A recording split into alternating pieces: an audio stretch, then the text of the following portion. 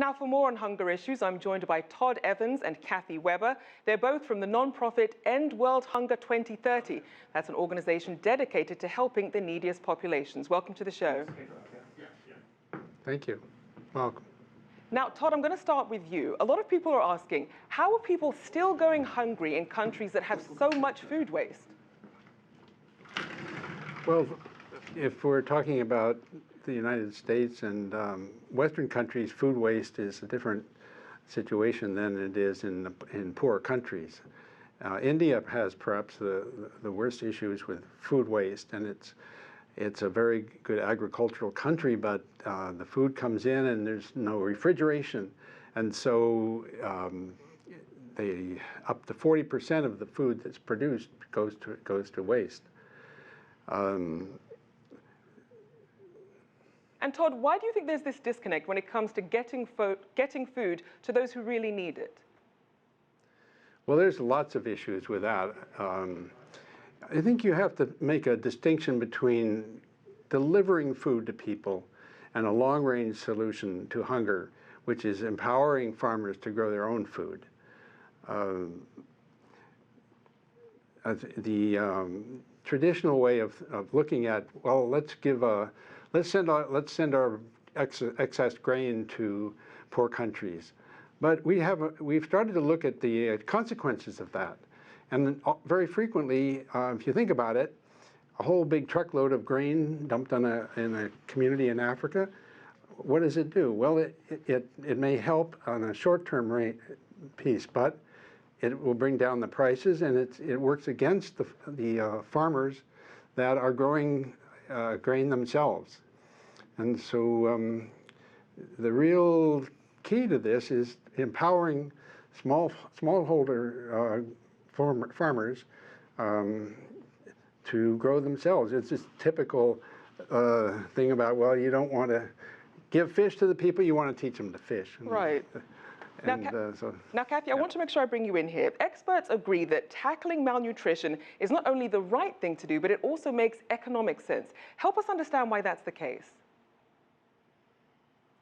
Well, it's the case because we need to bring food to the people, and one of the key struggles is some of the policies that are in existence or where the governments are putting their efforts. For example, the need to get out into the rural communities and to support the families that are out in the rural communities. So some of the things that are preventing this from happening is the resistance, the political will, I think, of some of the governments to go there. And as you mentioned the government's role, Cathy, what would you say are some economic incentives, perhaps, that governments, NGOs, and perhaps even private firms could use when it comes to stepping up their efforts?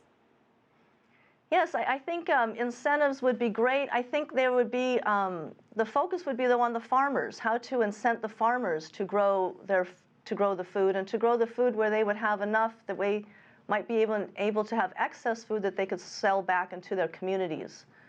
So there's a whole supply chain that needs to be thought of with a focus on the rural farmers, where the focus has mostly been on large agricultural or companies coming in and taking over these farming lands. And Todd, let me bring you. I'm sorry, go ahead, Todd. Well, I was going to say, if you're talking on malnutrition too, there needs to be a whole new initiative with children and malnutrition. We've been recently to Guatemala and seen that's a country with the most malnutrition in all the Americas. And we've seen how a few organizations have taken it on themselves to improve that situation, working with the mothers, often single mothers, and measuring and weighing the children and determining who is malnourished and who's not, and coming up with a plan for the mothers to improve their nutrition. In fact, growing a small farm or small garden themselves is part of the whole solution of that. Now, Todd, I also want to bring in the issue of perception. Now, hunger actually kills more people than AIDS, malaria, and tuberculosis combined. Yet, the way that it's viewed as a condition versus some of these diseases, how do you think they stack up against each other when it comes to getting more attention and more funding? Well, I've been studying the amount of money that goes to different organizations, NGOs, dealing, well, on all causes. And one of the major ones is medicine. And Cathy and I were talking earlier about how that's an easy, solvable problem. You have a goal and you get people well. But hunger is a different ball of wax, and it's like Jell-O. You have to figure out, given the country, given the climate, given everything, what can improve the situation in these countries. And Cathy, what about some examples of countries that are really making strides and really working on good strategies when it comes to curbing hunger and improving malnutrition? Well, amazingly enough, China is doing a great job getting out to the rural farmers, making policies that encourage small family farming, giving land back to small farmers. Ghana is also doing an excellent job doing that. Even Bangladesh is making some significant strides. They all have this in common, though, is working with small farmers and moving away from the large corporate farming back to the small farm holders. Costa Rica, they actually fund a university called Earth University that is teaching young students how to go back into their communities with innovative farming techniques. The students from all over the world. Yeah, from all over the world. So it's very exciting what is going on. And Todd, just lastly, as we look ahead, what are some of the trends in the field that people should really be aware of? Well, I think one of the trends is food security. That's maybe a more relevant term when you think about what has to happen, that each country in the world needs to have food security. Otherwise, there's going to be social and political unrest.